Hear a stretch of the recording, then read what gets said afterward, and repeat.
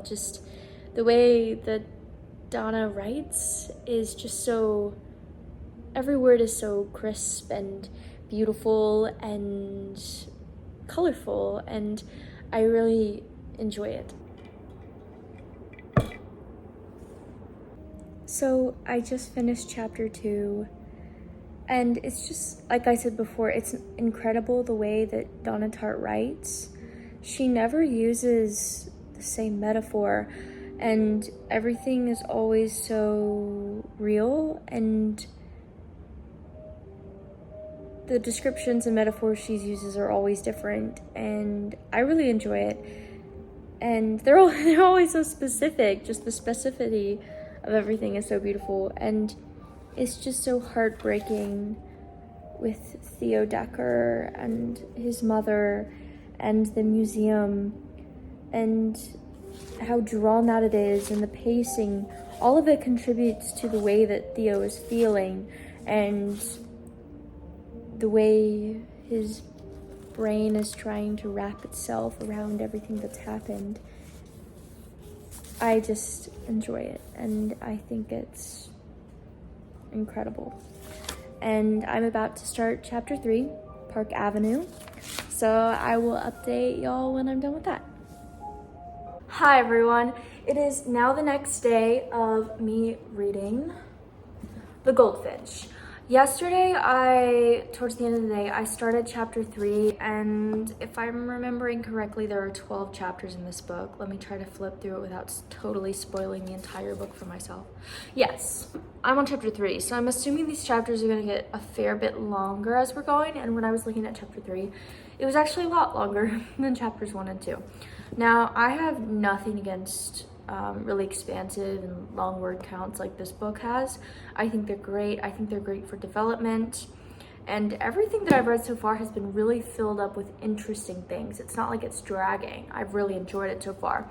But at the same time, this book is due back at the library that I checked it out from, and let me check real quick. I can't wait. My computer's right here. Actually, I thought I had 5 days. I actually have 4 because it's due back on October 21st. But regardless, we are going to resume reading Goldfinch today. I'm very excited, and I think I'm gonna get through chapter 3. Considering I have 4 days to read this book, I may get all the way through chapter 5. But anyway, that being said, let's get started. So it is October 21st. The day that The Goldfinch is due back in the library, and I'm only on page 226 out of about 770 pages. All in all, I really thought I was going to be able to finish this book. It is about it's almost noon. I'm pretty sure the library closes around 5 to 7. I really wanted to finish this book, but I don't know if that's gonna happen because not only do I have this book to read, but I have another smaller book that I wanted to read before it was due, and I still haven't read that one. But anyway, regardless of that dilemma, I'm in part 2 right now. I am on chapter 5, and there are 12 chapters, so that means that I'm not even halfway, and I've been reading for multiple days, and I have, I don't know, let's say 5 hours to finish this entire book. So I don't know if that's gonna happen. But anyways, I need to stop talking about my time dilemmas and actually talk about the book. So I've really been enjoying The Goldfinch. I think Donna Tartt's writing is very interesting because when you think of her, you think of academia, very dark, very classic almost in a way.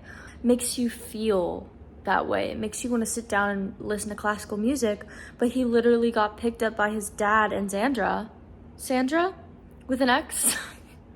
He got picked up by his dad and Sandra, and they are currently in Vegas. They are in Las Vegas with the lights and the noise and just the very materialistic environment that seems very fake and not as lush and not as intriguing, but at the same time, the way that she describes it and the way that her voice is, you still feel like you're reading a classical story. And I really think that it is so cool that it can make you feel a certain way. And it make you feel very classical, very Dickens, I have to say. It feels classical, but it's not.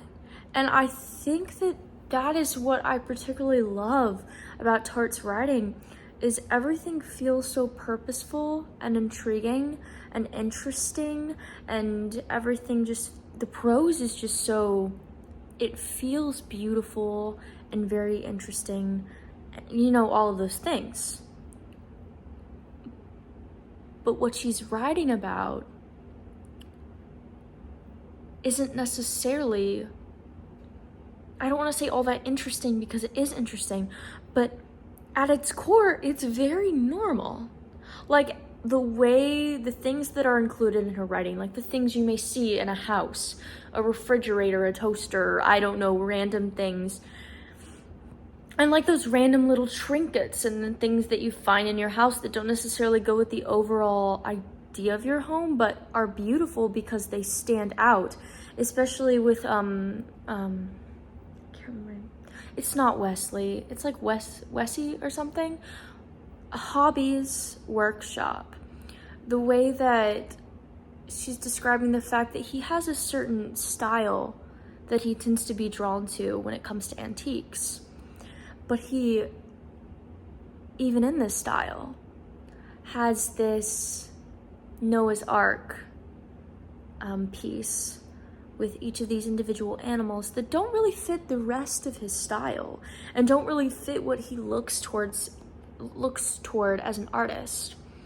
But at the same time, it is what makes what he's decorating with and the environment that he places himself and the things that he surrounds himself with, it what makes it more interesting and what makes it so individual and so unique to him. And so I think it's very beautiful how that itself is a representation of what Donna can do with her writing. She's a genius. I love this book.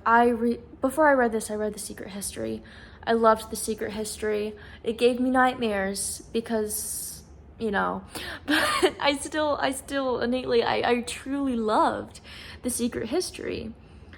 And it did the same thing because it made the fact that they were so academically focused and so posh and so higher society with their suit coats and their tiny little secret society amidst a college where they were downing beers and having beer kegs and parties and wearing just hippie clothes and everything. And yet the entire vibe of the novel, even as it's placed in an environment that is very materialistic, very, very like, you know, Theo Decker is 13. He is a 13-year-old boy. And the way he talks and his dialogue and the way he interacts with people is very clearly 13-year-old boy. He doesn't have that maturity or that knowledge yet, but she's still able to insert this prose and this beauty and the writing into it. And it works. It works extremely well.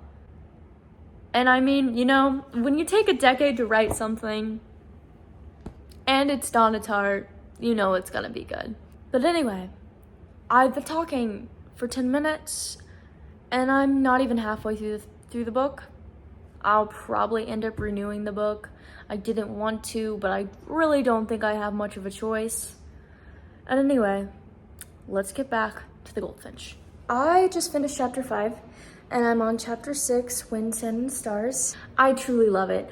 I love him and Boris's relationship, and I know he had kind of that inkling of friendship with Andy, and you could kind of see it with Hobby too, but it's different because he's an adult and he kind of has that responsibility, and you kind of feel it's like a parental role almost, even though they are friends. I know that some parts of Boris and Theo's relationship is like, from what I've seen so far, kind of bad for them both, with the drinking and just the abuse and everything that's happening around them. But at the same time, I kind of feel like these are pathways that they would be going down by themselves, regardless, especially Boris.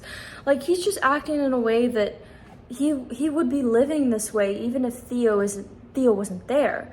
And I'm just glad that they have each other and they're able to forge this relationship, especially because Theo, without him, they're both essentially parentless. They don't have a parent that's actually fulfilling that parental role. So they just have to rely on each other. They're basically having to figure out how to live on their own. Obviously, they have a house and they have food that's provided to them.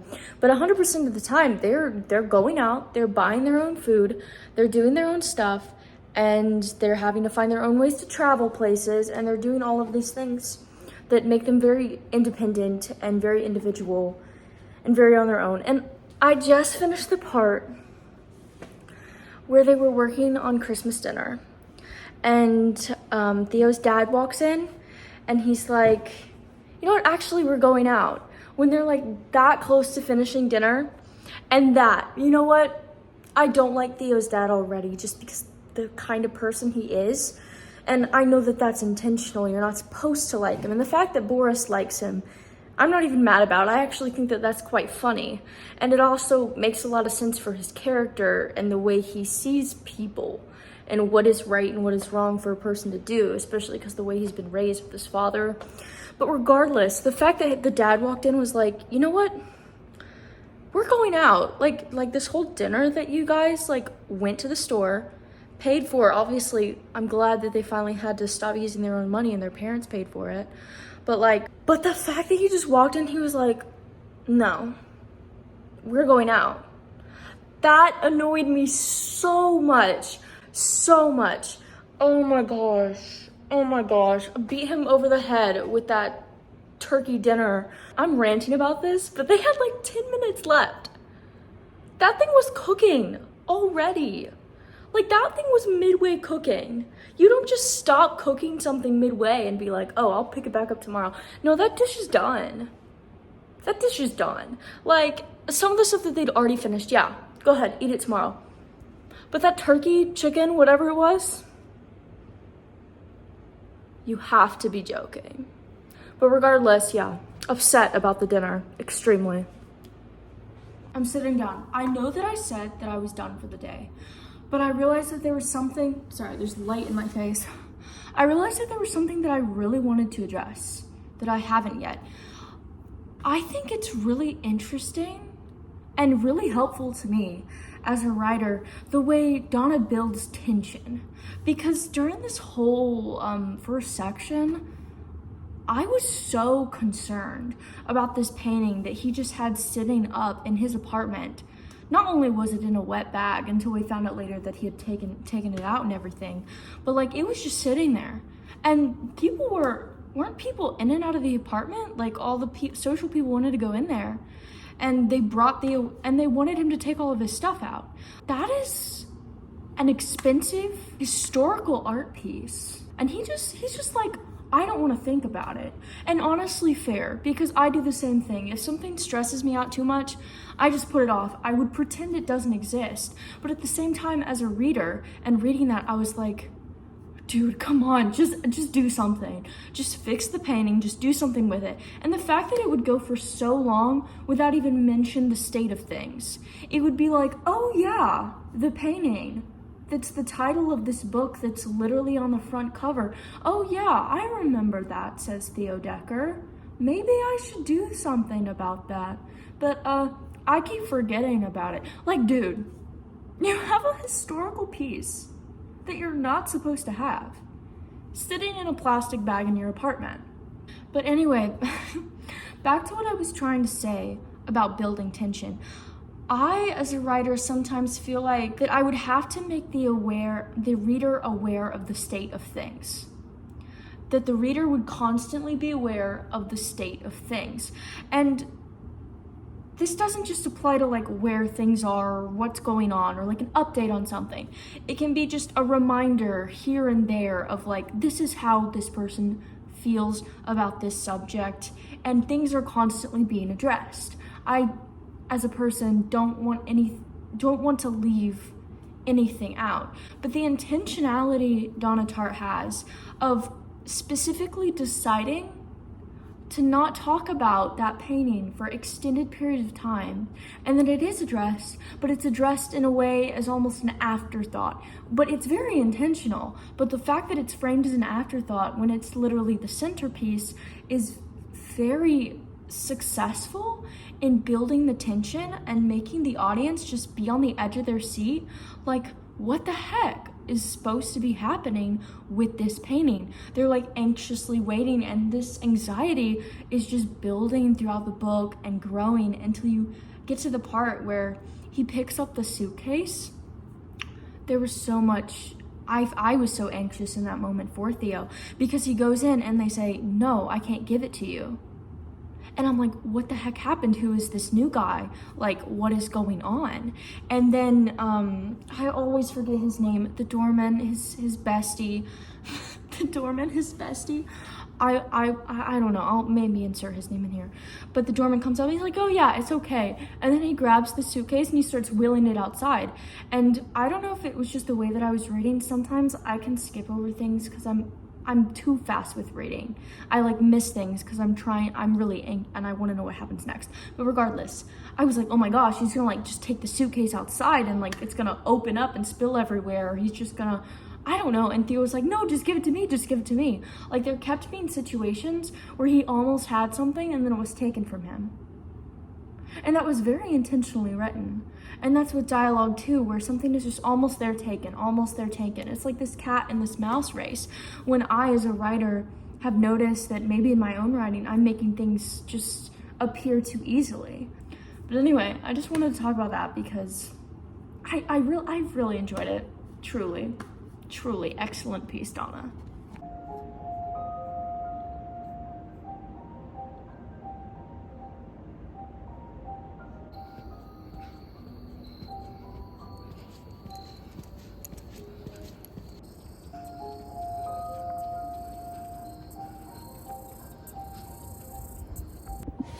So, let me get this straightened up. It has been a solid week since I have actually sat down and recorded anything for my vlog of reading The Goldfinch. That being said, that doesn't mean I haven't been reading it, because I am very, very close to being done. I am on chapter 12. So I only have about 70 to 75 pages left in this book. Now, I think I last update, and I'm sorry about that. I'm sorry for not recording, but I don't know. It just didn't happen. But that doesn't mean that I haven't loved this book. I just haven't been recording. But I think I last talked right after Thanksgiving dinner with Theo and his dad and Boris. I don't know why. I just blanked for a second. I could not remember Boris's name. And literally so much has happened since then. I have thoroughly enjoyed every second of this. Obviously, this is gonna happen because it happened in the back of the book. There is, after the whole situation with Boris, and then he ends up going back to New York. After that whole situation, there is a time skip 8 years later in his adult life. Now, when I started reading Theo Decker's voice as an adult, it kind of put me off, because when he was a kid, you could tell that there were certain issues and moral problems that he had in the way that he would lie a lot and communicate with a lot of people. But you could kind of overlook them because he was a kid and he was still learning. And with the drugs and the alcohol and just the way he acts around people, he's kind of a selfish person, but not intentionally. It's more that he's so introspective and he has so many things to worry about himself, that he doesn't have a lot of brain space for the worries of other people. But that being said, when it kind of switched over into adulthood, there was a change in his voice. You could obviously tell that he was no longer 13, 14-year-old. you could obviously tell that time had passed. And you could tell that he was a different person. There were things that were obviously similar in the way he spoke, because obviously, with the language in Donna Tartt's writing and this being one cohesive book, there has to be similarities in the voice. There has to be some consistencies throughout. But at the same time, the fact that he was an adult and still kind of in this selfish mindset, and especially with him lying to customers and selling off some of the furniture that Hobby had made with the intention of just keeping it because they weren't the originals, him selling those off as the originals, and then everything with Pippa. The way, especially in the beginning of the time skip, that he would talk about Pippa and her relationship with Everett, it was very, I don't want to say conniving, but it was very possessive. And you could tell that he definitely had an obsession with her, and you could tell he had an obsession when he was a little kid. But you could also tell that as he grew up, that obsession had only grown, where it was just very anger driven and him wanting to have her and for her to be his. And the whole thing with Kitsy as well.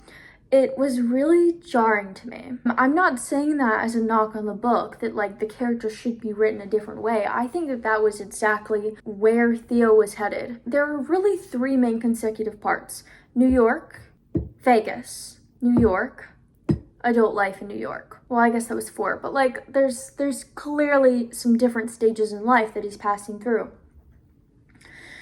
And it's interesting, Theo's relationship with his mother and the way his personality is so interesting, because him and his mother kind of joined forces against his father when they were all living in New York.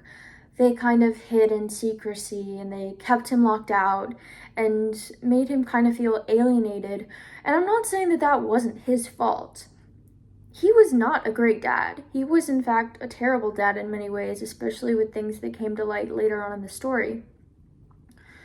But all in all, with the person that Theo has grown up to be, Theo is not only physically like his dad, his personality is very much like his dad. In many, many ways, he has grown up to become just a different version of his dad. His dad loved betting in Vegas, squandering for money, stealing and lying to try to build up this world for himself and for the people around him that was good-natured, but the way that he went about doing it was very, very wrong. And when it came down to it, he would sacrifice people in his life and their well wishes to keep that false idea of what his life looked like intact. And Theo does the same thing. He almost has this ideal version of his life. And all of that kind of fell apart with the death of his mother, and now he's just scrambling to pick up the pieces. With Pippa, he feels close to her because of the event that what happened, and he wants to be near her and he wants to be with her so he can kind of hold on to that and not let go of that. And then with Hobby and Welty, and how he's so linked to Welty in a way, but yet there's some dissonance between him and Hobby and their personalities, especially after Hobby finds out what he's done with selling the fake furniture. There was many situations throughout this book where I could see an inkling of what was going to happen. I had expectations, and I kind of suspected that Kitsy was cheating on him. I didn't necessarily know that it was going to be Tom Cable, but it was also kind of obvious. And when it was revealed that Kitsy was cheating on him, I was like, yeah, of course, it's been obvious this entire time, Theo. And he also notices that as well. But with Boris stealing the painting from Theo, that I did not expect at all. This story has gone in a completely different direction. I thought there was going to be more with Lucius Reeve. I know that there is still some, and there's still some left to go. I don't know what's going to happen, but I really thought that was going to become the main plot point. But it's more of just like a background voice, kind of reminding Theo and like a lulling in the background. But Boris, I did not expect that to happen, but when I look back on the way the story was framed, you could tell because of the way that Theo was, the way he would get blackout drunk, that he could see how much Theo just held no value for his own life whatsoever, and he wanted to die. Just getting blackout drunk on the street and just laying there and just being able to see that raw version of Theo that we hardly ever get to see. He does, obviously, we get his inner thoughts, but even he, in his voice, shields some things from us and therefore shields some things from himself. But I look back to this specific moment. It's when he is drunk and he's taping up the painting. He wakes up the next morning and he's like, oh, I don't remember wrapping it up this much, but I guess he had. I think back to that moment, I'm like, was that when it was switched? And I'd have to go back over the text to see if that's true, but I don't think that's necessarily, but just those little inklings that Donna Tartt includes in there to kind of give you an ode to what is happening, but not explicitly stating it. And the foreshadowing is truly beautiful. It's just generational history. Just the generations repeat themselves over and over and over again. Theo is his dad. He is the one person that he despises, and also, all in all, that his mother let go of.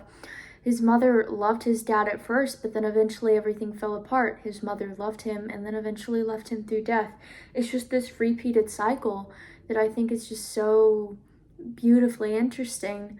And I didn't start out reading this book with this intention, but getting to see this perspective written that's obviously in a 13-year-old voice, but it's a very educated tone at the same time, but you can tell it's a 13-year-old. Getting to see this showcased maturity and intellectualism in some ways is. Intellectualism is not the same as maturity. And you can kind of see that here. He's very smart, but he doesn't have the discipline and the maturity to actually make his own way in life.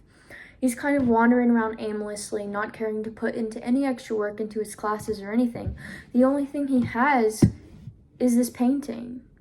It's like time stopped the moment his mother died, and he's just holding on to what's left of it. And it's really helped me be able to look into the story that I'm trying to write in my own book, which features a young protagonist, and learning how to write not only the voice of a boy, considering that I'm a woman, but learning to write maturity and immaturity and everything in between is something that I think she does very genius. Because I have read The Secret History, and I did not like the main character in The Secret History because of how passive he is. But Theo's passive, but he's also passive in a very different way. Because at the same time, he's also very involved. And I think that's an interesting thing that I've seen with old classics. The main character that they choose doesn't tend to be like the hero or the save-all or like the chosen one. Not obviously, oh, you are the chosen one, like Harry Potter or whatever. But like, you can tell when a character, all of these things happening to them is unique and different and of their own volition, and they were kind of destined to do this. Not literally, it doesn't have to say literally, but yeah, but in a lot of classics, they don't do that.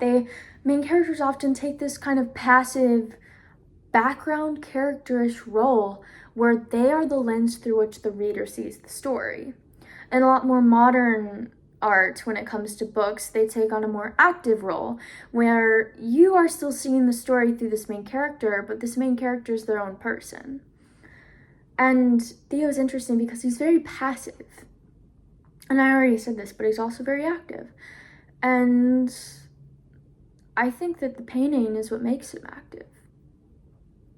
Without the painting, I think he would still be doing the same thing, wandering aimlessly. But it's said in the book, and in Donna Tartt's writing and his perspective, is that the painting makes him feel special. It makes him feel like he's worth something in the world. And when he realizes that it's been slipped out of his fingertips by Boris and then later on the boy, it kind of pulls away at all this magic and whimsy and sense that he has for his life and makes him realize and really look and truly look into himself and realize that he as a person he's really not that special. He hasn't put a lot into work in his life. He's just living passively. And if he doesn't have that painting and he strips all that away, that's what he sees. But anyway, after talking for 15 minutes, I hope that gives a good update. I have absolutely loved this book, and I only have a very tiny bit left. That's all I have to say. Bye.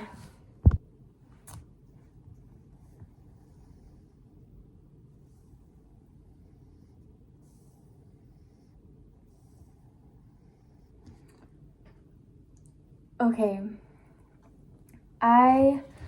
I'm gonna read this aloud because I think it really goes further into proving the point that he is his father. Flipping through the channels past an old American cop show, I stopped astonished at the sight of my 25-year-old father, one of his many non-speaking roles, a yes man hovering behind a political candidate at a press conference, nodding at the guy's campaign promises and for one eerie blink, glancing into the camera and straight across the ocean and into the future, at me. The multiple ironies of this were so layered and uncanny that I gaped in horror. Except for his haircut and his heavier build, bulked up from lifting weights, he'd been going to the gym a lot in those days. He might have looked like my twin, but the biggest shock was how straightforward he looked. My already, circa 1985, criminally dishonest and sliding into alcoholism father. None of his character, or his future, was visible on his face. Instead, he looked resolute, attentive, a model of certainty and promise. So, I just finished the book. I cannot begin to explain how good it was, what a genius Donna Tartt is with her writing. I think about pacing a lot when it comes to novels, and obviously with the Goldfinch there's a lot of pacing, and it slows down and it speeds up at certain points. And I try to think critically as I read, and every time I would be like, oh, it was too slow here, or it was too fast here, or this happened too fast, I would reevaluate and I'd be like, it happened that way to make the reader feel a certain way, and because that was how it was being processed by Theo. And clearly I cannot find any flaws with the Goldfinch. Critically acclaimed, beautifully written, amazing in every way, and I truly love Donna Tartt's writing on so many levels. It was just so beautiful. And there was a point when Theo was stuck in the hotel room. From where you can see at the start, he's in Amsterdam, and that's sort of where we get towards the end of the novel, and that's where we are once again. We are in Amsterdam, and Donna Tartt does this a lot. It gives you a look into how the story is going to end, but at the same time, there's suspense there. Because I finished the book, and I was like, well, I don't remember how this book started. I go back to the start, where are they in Amsterdam? And it's so genius. There was a point when Theo's in Amsterdam after everything that's happened with the painting and the gunfight, and where he kills Martin. And he's really in this suicidal, depressed cycle, and he's going down, and he can't find his passport, he can't find anything, and he's truly trapped. And it's really symbolic to the Goldfinch itself, the way the Goldfinch is trapped. And the only way he becomes untrapped is by getting rid of this painting. But anyway, the way he's just going into this self-deprecating cycle. Donna Tartt could have easily taken this book down the tragic route. The tragedies of falling into all of this obsession over art. But she didn't. Instead, she went the route of sometimes obsession with material things is beautiful, because those material things really aren't those things. They are a whole other deeper level in themselves. And that being obsessed and being in love with art is not a treacherous thing, but a deeply beautiful thing. And obviously there are pitfalls. With everything, there's a pitfall. And she could have, I know I already said this, but she could have so easily gone the tragic route. And I had gone into this with no spoilers. I knew some things about the book. I knew about Boris. I knew about Pippa. And I kind of got an idea of the general idea of the novel, but I had no idea how it was going to end. And I really thought that she was gonna go the tragic route, which is kind of what she did with The Secret History. It didn't end happily, and neither does The Goldfinch, not necessarily, but she could have easily gone down the tragic route of the loss of innocence and everything falling away and the slow succumb to pitfalls. It was headed that way. But when Theo opens the door, and it is not the law, it's not someone that's come to find him, it's in fact Boris, I could feel how it felt in that moment to be so down that route and to be completely changed. And I think what she does is very genius here, because she, as the author, writes as if she does not know the complete plot. But at the same time, she very clearly does. You need to draw out certain pacing to give the illusion to the reader that this is the main focus of the novel, that this is the way the story is going to end.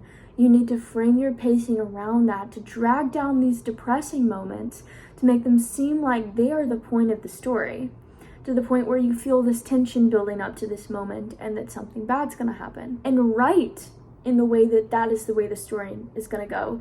In each moment, you have to write in that that is the way that the story is gonna go. That he was gonna accept death willingly. Until that exact moment, she played her cards right, to the point where that was where the story was going. There was no doubt about it. There was no other possibilities. She distracts us by making the main plot and what is important to the character front and center.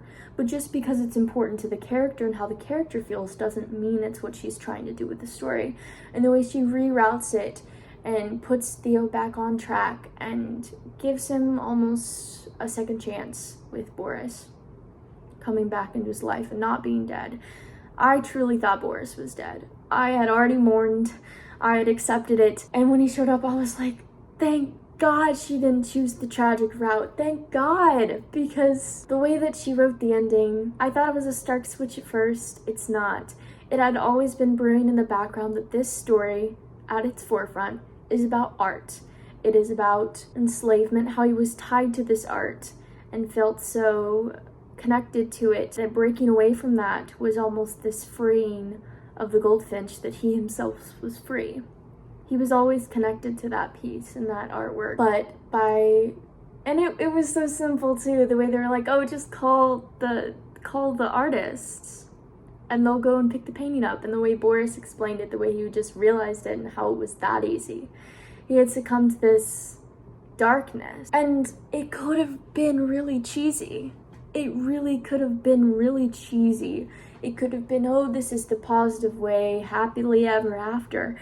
In reality, it wasn't cheesy, because it gave the reader what they wanted. It gave the reader hope, but not apart from darkness, but it gave them still a steady hope. And I like how some things weren't resolved, like his relationship with Kitsy, that some things in life never truly get resolved. His relationship with Kitsy is really about comfortability and being stable and feeling peaceful for the both of them. They both want people that they cannot have. They still love each other, just not in the same way that their hearts long for other things. And I really enjoyed the end of the book where it talked about how that is what you should do, to follow your heart. But it goes into the fact that not all hearts are designed in a way to want the right, stereotypical right things. And I think that's genius, especially with the fogginess of adulthood and getting confused and muddled and everything not really making sense sometimes. I think that she does a brilliant job, and I loved everything about this novel. Pulitzer Prize, very well deserved. #1 bookseller, very well deserved. Everything about it, absolutely beautiful. I'm inspired by the writing. It's actually made me reconsider my own book and think, hey, maybe I should write this in first person, because I wrote it in third person to kind of feel more classical and stark in the descriptions and have more offer. But regardless, I really enjoyed The Goldfinch. Truly. I'm trying not to cry right now because that's how good it was. I will forever be changed by the way that she wrote this book, and the way he finally got to dream about his mother and had to dream about her in the moment that he needed it was so, so perfect. Everything tied itself up in such a satisfying way. It was very genius. The timing, the writing, everything, absolutely perfect. 5 out of 5 stars, 100%. If I could give it more, I would. This may be the best book I've ever read. I truly love this book. Truly, truly, truly. That being said, that is the end of this vlog, this review. I hope it was interesting. I hope you got something out of it. I am gonna say that I put spoilers in this, so I assume everyone that's watched this has already read / watched The Goldfinch and has their own opinions about it. And I would love for you guys to comment and just tell me what you thought about it. I'd love to discuss with you just the literary genius that Donna Tartt is. Or if you don't like the book, that's also something that I would love to talk about in the comments. I really hope you enjoyed it. I hope to do more of these book vlogs in the future because it was very fun, it was very cool, and hopefully I will do better at actually filming me read it. But it was absolutely excellent.